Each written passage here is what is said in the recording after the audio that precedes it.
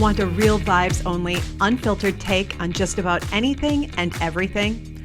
Entrepreneur, best-selling author, speaker, and busy mom, Chelsea Husum shares her unapologetic views about life, business, and this beautifully imperfect hot mess world we face each and every day with lip service and lashes. Now here's your host, Chelsea Husum. Hello, everyone, and welcome to another Lip Service and Lashes podcast. I'm your host, Chelsea Husum. Today, I have my girlfriend, beautiful entrepreneur and friend, Meagan Michael-Ryan. Meagan is a dynamic fractional CFO with a unique blend of financial expertise and creative passion. She specializes in helping small and mid-sized businesses strengthen their financial strategy, enabling sustainable growth and success through her company, Modern Maven. Outside the finance world, she channels her creative skills into crafting artisan chocolate-dipped strawberries that are delicious, blending flavors and aesthetics to create unique, luxurious treats. Dedicated to supporting women in business, Meagan actively fosters community ties and mentors emerging female entrepreneurs, helping them build their own paths to success. Her work reflects a balance of professional excellence, artistic flair, and community commitment. Thanks for coming, girl. Of course. Thank you for having me. Thanks for coming to my house, to my couch. We're literally, I said I want this to be a feel like we're sitting on the couch with a good friend and like talking. So literally that's what we're doing. So I have it. Totally me. Yes. All right, girl. So tell us a little bit about, we know you have these beautiful strawberries that you make, the fractional CFO. Tell us a little more kind of about what you do, because this girl is like multifaceted entrepreneur if you ever saw one. Yeah. No, but I love helping women in business. I mean, and that's where it all started from. And I've been doing it now for, goodness, like 15 years, I want to say, just helping women, coach women, just being supportive. I started Modern Maven literally out of my house last year. It's been, like a year now where I quit my corporate job. There was a lot of things going on in my life. I was in the middle of a huge, bitter divorce. And the day that my CFO got subpoenaed because my ex didn't believe or want to believe how much money I made because he wanted more money, part of it being real is the ego, right? And I was like, I'm so embarrassed. I cannot believe this. And while I was preparing my house to sell, get ready on the market, I was literally re-caulking the shower and getting the master shower, like redoing all that construction, trying to clear my head. Yeah. And my man was like, hey, do you think, what can you do? And I was like, no, I can't. And then it hit me in the shower that day. Like it hit me and I was like, no, I can do this, right? Like I can do this. I've helped businesses before. Everyone needs accounting. I do it differently. Everyone's told me the way that I coach and teach is differently. And Modern Maven was ultimately born. So with that, I've had multiple clients. I've had acquisitions in the meantime that I've been truly blessed to be a part of. I continue to help women in business in the community, support women's support groups in business, and continue to move forward. Yes, I love that. And you went through the shit for a long time, and we would see each other probably every few months, and I was in the shit. You were in the shit. And you were in the shit, and then we were in it together. We had therapy sessions. Life sucks. What's happening? Yeah. But we're finally, God, I'm so happy for us. Absolutely. I remember one day we went to a wine night and we looked at each other and we're like, are you good? Yeah. I'm good. Oh my God, we're good. Like we're good. Finally. Yes. Finally. Doesn't it feel amazing? It was the moment where, like you said, there's just something it just is off your shoulders and the entire weight. And you and I have talked about that a lot, where, sometimes things that are just externally out of your control, that you can't control, but yet just beating after beating after beating. Yeah. And it's just like, okay, how am I going to do this? And then still show up to things or for our kids, and stuff. And that day that we got to catch up, and it was like, oh my gosh, things are so Finally. Good. Like, I mean, just everything from your company, like from a lawsuit, family, like just so many things that was just like, oh my gosh. And then it's like, I started my consulting company, and then strawberries that make like, I enjoy the strawberries. They're the creative side. Yes. So Yeah. it's like, it's so good. It is like it's true heaviness, and to wake up and be like a mom and a business owner, it's hard. It's hard to deal with that. You try to push it out of your brain, but you get another email from your lawyer, like, Mother of God, another $500 an hour bill. Yay. Yeah. You know what I mean? Yeah.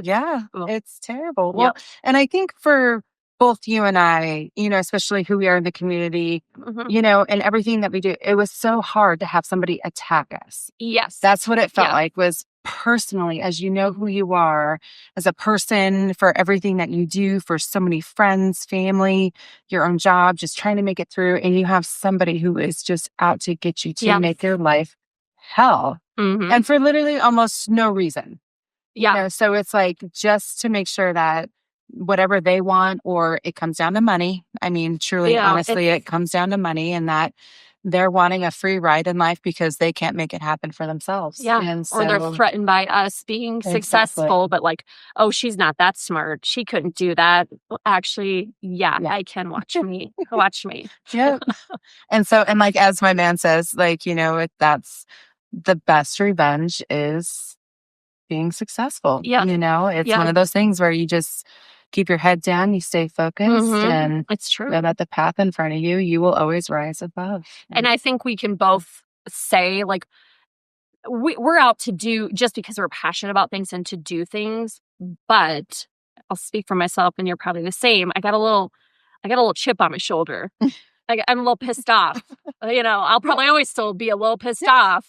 And I'm like, let's go. Yeah, you want to watch me? Okay, bye. Like, it's on. Yeah. So, I mean, and not like that's what I'm out doing it for, but on the tough days, I'm like, okay. Yeah, pretty much. Okay, so I've met you, years ago, and you've had numerous different businesses. Yeah. I want to know, what is one of the toughest, or not toughest, what's one of the biggest lessons you've learned from being an entrepreneur? As we know, there are a million. In general, what do you think you've learned? The biggest lesson was not listening to my own intuition. Really just trying to fight through something that I thought I could fix, or somebody that I thought I could change. That was my biggest mistake. Yeah. I also call that one of my biggest learning lessons too. So, which I carry a lot with me, that in a man's industry, I've worked construction, home building, land development for 20 years. That was my industry.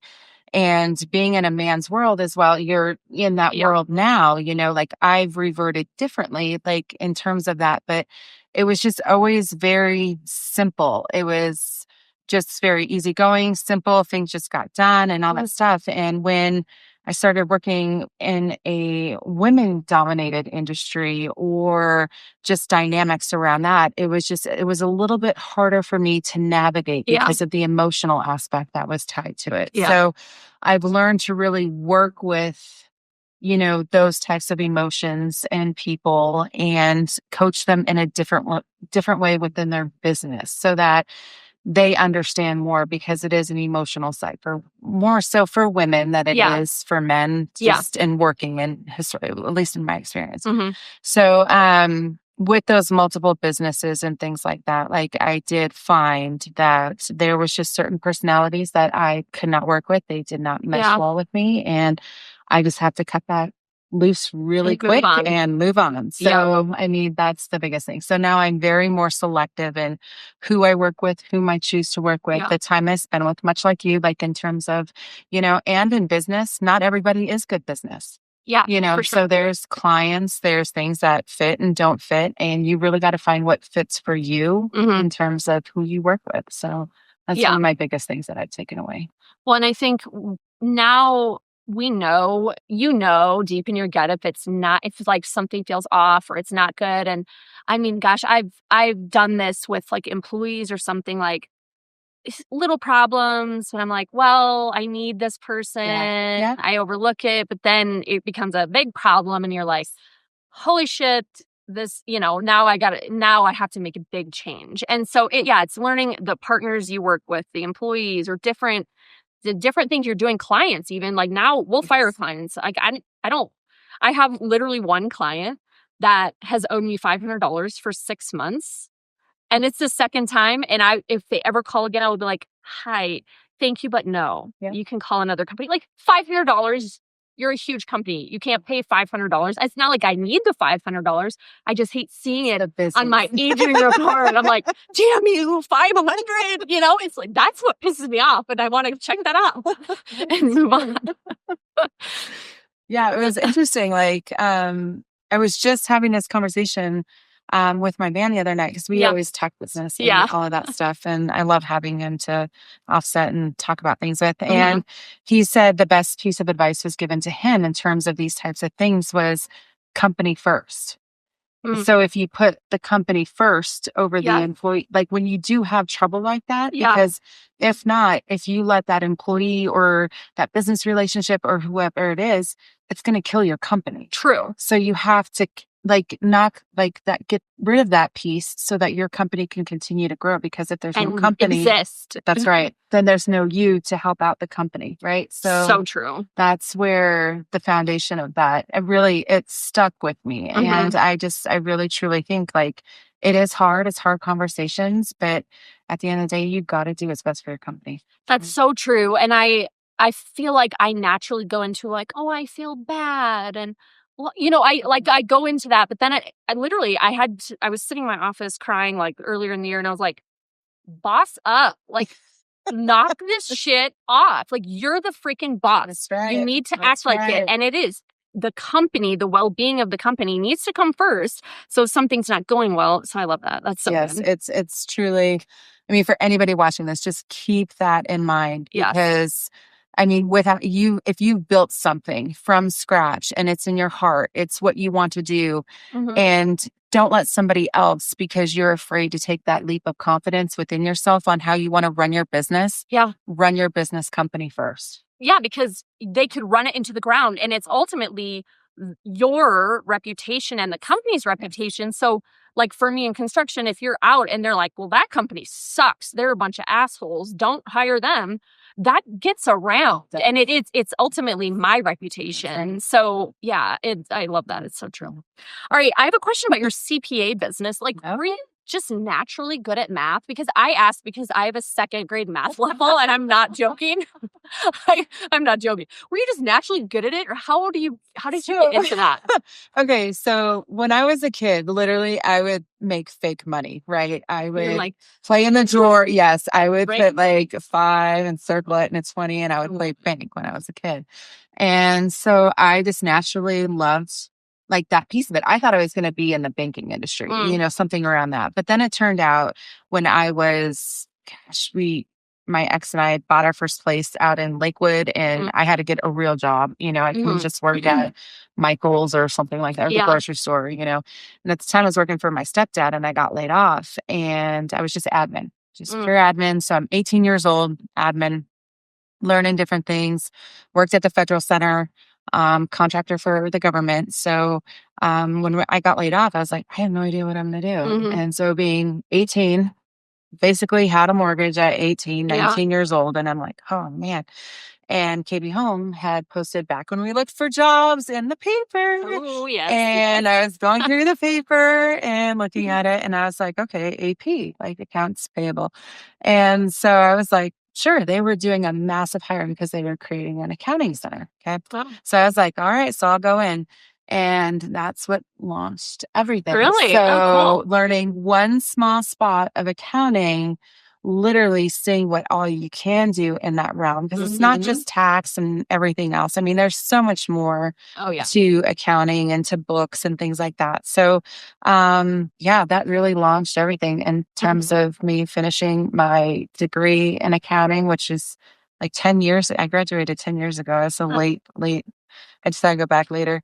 But yeah, so that's how it all stemmed. That's so cool. Yeah. But I do use a calculator. to do simple math. Okay. Well, I can't do it in my head. So if it makes you feel It better, does make I me cannot feel a do lot it. better, actually. Yes. I have to break out the calculator.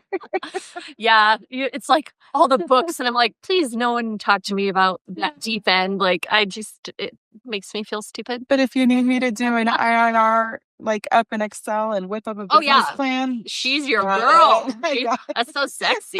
That's sexy. But I can't do simple. Oh my God. Okay. So, well, I have to say, for everyone listening, this is hysterical to me. So, Meagan used to live like a block away. Mhm. We didn't realize this. And then it was COVID, and I was working 2 jobs, and I had to get stuff notarized all the time. And I'd be like, I don't even think you had to like make notarizing appointments at banks or something. It wasn't easy. You couldn't just like walk in. So I'd be like, hey girl, you want to meet me at the park and we can social distance and you can notarize my shit? It's like we were doing a drug deal. It literally looked like a We were the only people. I think the parks were actually closed. The at parks this were closed. time. They tried roping them off. That broke my heart. Yes, they roped Freaking them park off. is roped off. But yeah, so we sat in the park with, I think we brought like booze and we're drinking and we're like notarizing stuff. And people were like, oh my God, people are thinking we're doing drug deals. Oh yeah. They can see us all from their backyard. Yeah. What are these women doing out there? No. Stamp and sign. I just keep laughing at that. Times. Oh my God. It's like the most random thing. I think when I got my notary, I would have never ever thought I'd have to sit and notarize in a park. Trying to hide it because we're talking less than like right here. You sit on that end of the bench. I'll sit on that end of the bench. I know. It was so stupid. Yeah, it was fun though. Fun time. Yeah, it was fun. Okay, I want to hear, I'm sure as every mother, we have many. Yeah. What is a mom fail that still makes you laugh, or when you did something, or your kids, or you did something, you're like, oh my God. Okay. So I have two. Tell as many as you want. Kind of related. Okay. Yeah. So not related, but similar. Okay. So the first time I had ever, my heart broke. I mean, broke. So I'm at that time, Trevor, my youngest, who's now 17, he was probably, 8, maybe 7 or 8, little guy, little dude. Okay. And I'm in the whim of everything. Like I'm working full time. I'm going to school. I'm taking 3 classes a semester to graduate to get my undergrad in accounting. I was running Raptors at the time. It was DC Dolphins nonprofit, redoing that, and then amongst coaching. So like there was a lot that was going on during that time. God, you're such a slacker. I know. And then like taking the kids to practice, the whole thing, right? That alone's a full-time job. It is. Yeah. But it was like life. It just becomes part of life. It's your daily, you don't think anything different, right? So you're just in it. You're in the thick. So I go to pick up Trevor. He's at Buffalo Ridge Elementary, the elementary up at Castle Pines. Okay. And had practice, got through baseball practice, picking him up. I hear the truck door shut and I take off. Okay. I have my other kid in the car, but I take off. Get to Starbucks at Castle Pines. I'm like, hey, Stinks, do you want anything? I turn around and I go,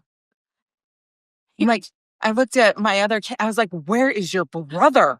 I was like, oh my God. Like I flipped out. I started crying. I got out of that. And that Starbucks, like it's like I got out. I was in a truck. I got out of that line. I didn't care. I was like freaking. I was like, oh my God, that's my baby. Like my Trev and I are super close, and my heart sank so bad. And I called the coach and I was like, is Trevor there? Like, I could have swore he got in the truck. I heard the door open and close. Yeah.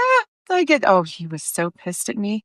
He gave me the dirtiest look. And then he's like, Mom, I was calling for you. And my heart is broken. And he's like, you just kept going. And I'm like, oh my God, my kid just sees me like squealing out. Tires squealing out. Peeps. Oh my God. And I was like, but I thought you were in the truck. What turned out was he put his baseball bag in there, shut the door, went to walk around to get behind. My heart broke. Oh. Yeah. So that's number one. So I have left my child. Second time, we're in Vegas. So my kids did travel baseball, like high level. travel baseball was our life. Every single weekend, we're going out of state somewhere, competing. One of these trips was Vegas. So Connor, my middle one, he was, 12 at the time. It was one of like the heightened of all seasons for them. We were ranked number 1 in the state. Total fun. Lots of fun. We're in Vegas. Everyone goes to In-N-Out. We're staying at Caesars, but we take the kids all to In-N-Out down there. And so everything's fine. We're eating. Then we all take off. Connor was like, I'm going to go get a refill or whatever. So he goes to get a drink. But then next thing I know, we get to Caesars and we're like, where's Connor? So you have a habit of leaving children. That's, Parents fail. These are 2 stories, but they're like, make me feel like in my heart, like out of all the shit I've done in my entire life, like as a parent and doing everything. And I'm like, it's the most heart gut wrenching. And I'm like, I'm just too. So turns out, he went to go back and get a soda, but we were at Caesars, freaking hightailed it back, and he was talking to an officer on a horse, and they were getting ready to call me. I'm like, at least you found somebody. And then I'm like, it's Vegas. Like, Meagan Marie, oh my God. It's fucking Vegas. Like, what are we doing? Like, I literally, So 2 epic stories as a parent where no matter what, I just felt like my life, I was doing so much that I think back now, I wish I would have slowed down. Like, cause then maybe that wouldn't have, but at the same time, it was what was going on. I was just doing many, many things. Yeah. And I think as like a mom, entrepreneur, doing all the things, like I think we just have a lot naturally on our brain. So I can't tell if I'm just nothing sticks or it just like flies out. Or lately I'm talking to my kids and I'll be like, I'll say completely wrong words. And they're looking at me like, I'm sorry, Mom, what? And I'm like, you know what I meant. Like I can't even form sentences anymore. So I'm like, is this just my brain is lost? I'm losing it, or I have too much on my brain? There's a lot. And I remember like years, it's a blur. I mean, there's many years with the kids that I wish I remembered more, but I don't, because I was just so much going. And they're like, and they'll bring stuff up. Hey, Mom, you remember? And it's like, oh yeah, like, but when you're doing all of this stuff, and it is the practices, the school, making sure everything's done, and you're running your companies and you're helping the community and volunteering and doing so much that it's, it just becomes a blur. Yeah, it is. I agree. And it's hard because society, for some reason, like Colorado and society says like, you have to have your kids in all these things and you have to do all this and you have to, it's just a lot of pressure. I didn't grow up with that. So I just don't know that, but it is so intense out here sometimes that I'm just like, I need to go buy 50 acres in Wyoming and just like get out. When we just went to Mexico, it changes things when I think of when we go to Mexico, because everything's just so it's different. It is. No one rushes. Everyone just takes their time, but they're super happy. Yeah. Like everyone is super happy. And it's like, how did we get to that mindset where busy is the cool thing? You know, where you could tell like you didn't have time and this and that. Like it got to be a stigma for us that it felt like you were even that much more elevated in life if you were that busy. Yeah, if you were so exhausted, or it's like a badge of honor. Like, well, I work 80 hours a week. Oh, well, I work 90. Yeah. I mean, screw that. I'm sorry. I'm way past that. I am too. I'm like, how about I try to do less? And like, and also I could say I'm doing technically more now than I ever have. But I also say no to things that I just feel are waste of my time or don't align. So I think maybe I don't feel so overwhelmed because I don't go to as much, or I don't do as much over here because I just don't want to anymore. But then I need that time to feel creative and do other things that light me up, right? Yeah. Okay, so speaking of lighting up. Yeah. That sounded weird. What lights you up when you wake up every morning? Not a big joint that you're sleeping. That's where my brain. We live in Colorado and it's legal, so yes. Let's see. What lights me up in the morning is the fact that I feel super blessed to say no longer is it I have to do this.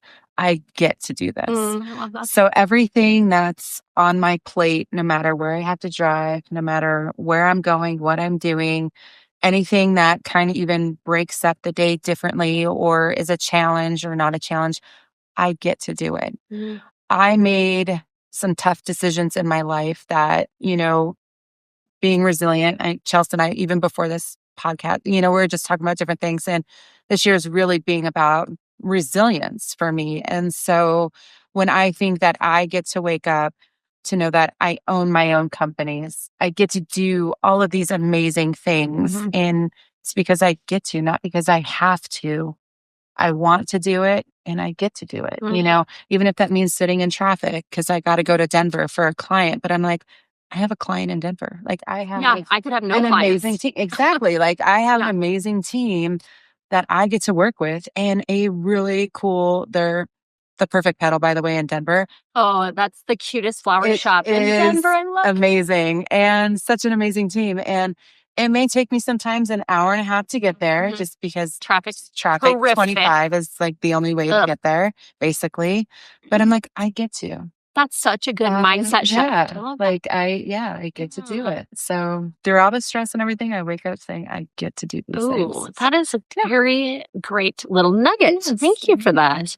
I don't know. I'll try to tell myself when I am raging in traffic, when I have to go to Denver, I am getting some road rage. Yes. It's like every time you get on the interstate, it goes down to like one lane because there's like 4 accidents on the way to wherever I'm going. And I'm like, okay, yep. I'll breathe. I'll be like, I get to. Yes. Okay, I love it. Or just text me. I'll be like, Meagan, why? This sucks. Okay, we're almost done. But before we do, I want to hear how do you take care of yourself? Because you're doing a million things. Like, how do you stay? You're a high performer. How do you stay feeling good? Really wholeheartedly, it comes down to I take more time for myself now. I used to not be able to, and I really realized self-care is important. I mean, even I used to run half marathons, and I know I'm not at my best right now. I'm at my heaviest I've been, and at the same time, I'm also in a different place in life, and I've learned to be okay with that, even though I know I want change. And it's just taking time through all those things. But when I take care of myself, I do. I read a lot. I journal. Even if it's just watching movies, just to not have to think. Yeah. After my divorce, I really went back to things that really made me happy, not the other person or being wrapped around, his life. So music, my man and I, we love concerts, music. We love to get away. And I've learned to strategize my time.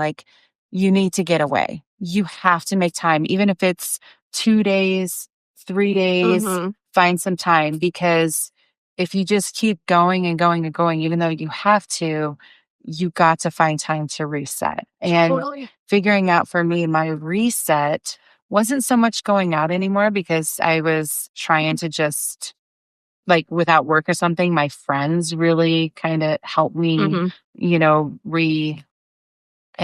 But then I found out that, sometimes my friends deplete my energy more than they give it back just because of how much they could be going through or something like that. So, really just taking the time now, and I take baths. I'll take a bath and the whole candle thing. I don't give a shit. I will girly it up as much as possible, just don't let your hair on fire, and that's pretty much, and spending time with my kids.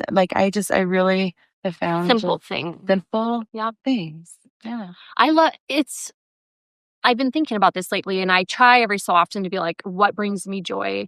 And I want to encourage a lot. I think a lot of women out there, maybe, life's chaotic. Maybe they have just kind of fallen into just being a mom or just being an entrepreneur or whatever. They've kind of given themselves to that role at that time, which I get it. But at the same time, we still need to refill ourselves and know what brings us joy, not mom me joy or business owner me joy. I love going to the movies. I love sitting in the back row by myself. I did it all the time before I had kids and a family. I would sit in the back row by myself, freaking bawl my eyes out. It was amazing. It was glorious. And I love that. I remember I went to the movie P.S. I Love You. Do you remember that one? I God, it was good. He died and then he I hate died. crying. And I was sobbing like a lunatic. And I even I couldn't stop. And I was walking out by myself, still sobbing. And I'm like, that was amazing. Yeah. It is finding those little things though that, that do just kind of shut your mind off for a while. Yeah. That's number one. And then but bring you joy. So I love that. Well, absolutely. Because I think we do as moms, entrepreneurs, everything, we become, or I should say our ego, there's an identity attached to that. Totally. And when that becomes your identity, you start to fall into these habitual loops of things that you do tend to forget the things that actually truly make you happy outside of that identity, which is really getting back to who you are as a person. Yeah. And that's what makes everyone love you so much, independently work with you, your spouse, boyfriend, girlfriend, however, in your family, who you are truly as a person. So, I mean, it's best to not just, there's different facets in life or different paths, but at the same time, understand you need to take time to recharge on what you love to do. Yeah. And we challenge you, if you're listening to, if you feel like, I don't really remember what brings me personally joy, or it's been a while, take some time in the next week or two and go do it. Yeah, absolutely. Absolutely. All right. I love you, girl. Yeah, so where can everyone hear more about you and how can we support you? Okay. Well, I have Modern Maven. So that's my fractional CFO company. I don't do much online, but I do have a website. So modernmaven.com. Okay. And then for my strawberries, it's Definitely Dipped. So I do try to post social and that stuff too. So definitelydipped.com and then Definitely Dipped CO for Instagram. So yeah. And of course, my fun and latest venture is the liquor store. So if you happen to be in Littleton, please feel free to stop by Stellar Liquors. And we also have a website for that too, stellarliquors.com. So. Like I said, she is so lazy. She does nothing. You're amazing. I love you so much. Thank you for being so real. And we went there. Yeah. All right. Well, thank you everyone for listening. This is another Lip Service and Lashes. And always remember, until next time, no BS, just real vibes. Thanks for listening to Lip Service and Lashes with Chelsea Husum. Make sure to subscribe wherever you get your podcasts. To learn more about Chelsea and her life as a hot mess mompreneur, head over to chelseahusum.com. And be sure to follow her on all social platforms. Thanks for listening, and just remember, no BS, just real vibes.